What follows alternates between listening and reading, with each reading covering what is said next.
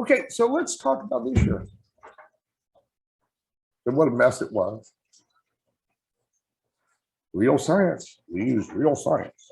We're using real science with Dr. Fauci. All right, so at the beginning of the year, they tried talking about trying not to ostracize kids. You know, they really encourage kids and almost force them into being vaccinated, which I still believe that it should be your choice. It should be the choice of the parents. Definitely, not the school system. I'm vaccinated because I didn't have a problem with it. My sister isn't vaccinated, and I don't have a problem with that either. So what happened was many of the kids at the beginning of this year were out on COVID, even though we knew they were coming back. None of my students passed away. Many of them got COVID at various times of the year, and they were out for 10 days, automatically out for 10 days. Any student that was even near the other students, it's the big one. If you were sitting next to a student that tested positive and you were not vaccinated, you were sent home for 10 days. If you were vaccinated, they sent you back to class. What happened to asymptomatic people?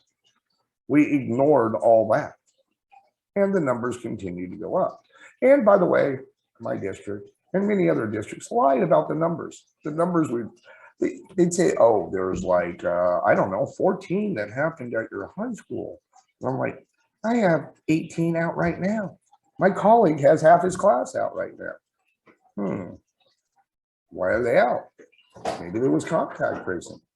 So they actually, at one point, the nurse was so busy, and there was a few days, that they separated them into vaccinated and non-vaccinated. Even though they were probably next to somebody that did test positive. They didn't test these individuals, by the way, at the time. They sent the vaccinated kids back to class.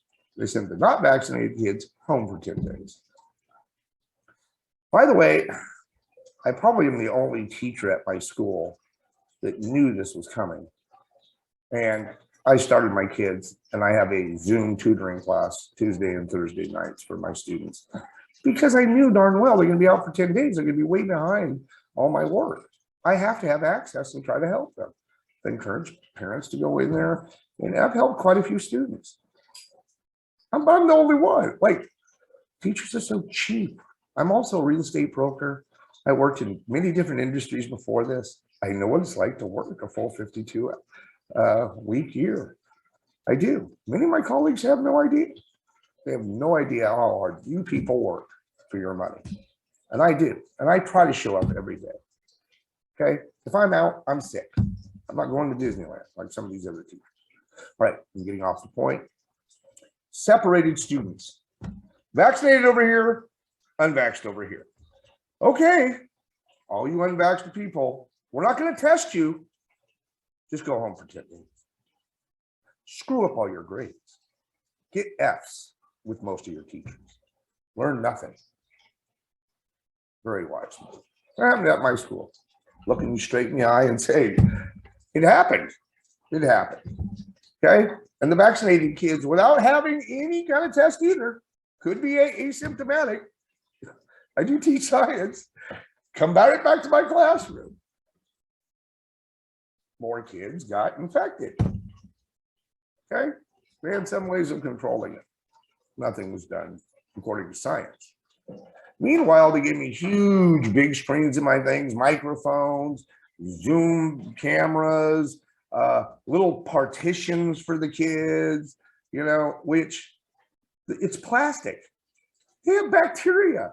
If they're behind that, they're like eating like with this, and they're spitting all over it. And you got more bacteria and more phlegm, and you also have, you know, you have another access at which another kid, the next kid on the next class, it can be exposed to anything. Maybe something a heck of a lot worse than COVID, as far as the numbers showed, and what I can testify that none of my students died.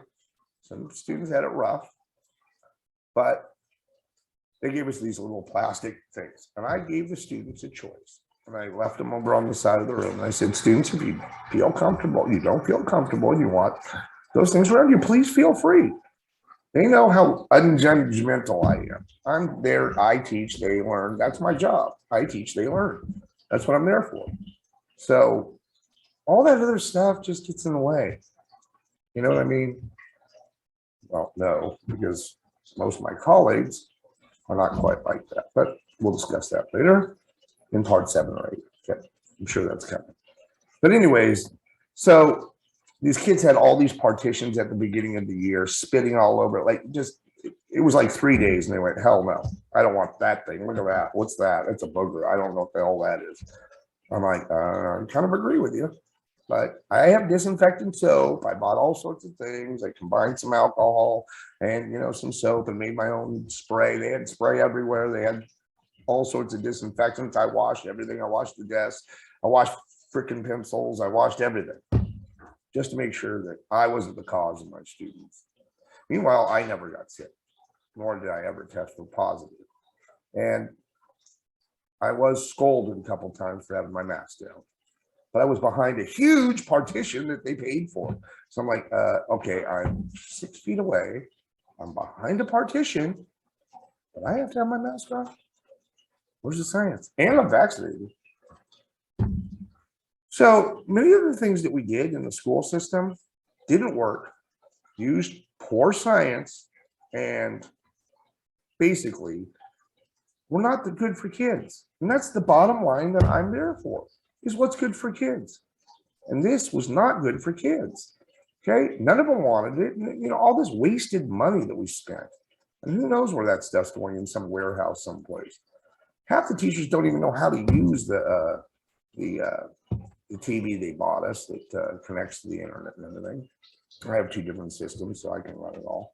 But they wasted a lot of money in the classroom. But they didn't do any testing at the beginning. Nor did they have any tests ready at the beginning of this year. Now, COVID's been around for how long? We don't have tests prepared. Seems like somebody wasn't thinking. All right, well, I think that it will bring us to the end of part 4. Please stay tuned for a few more.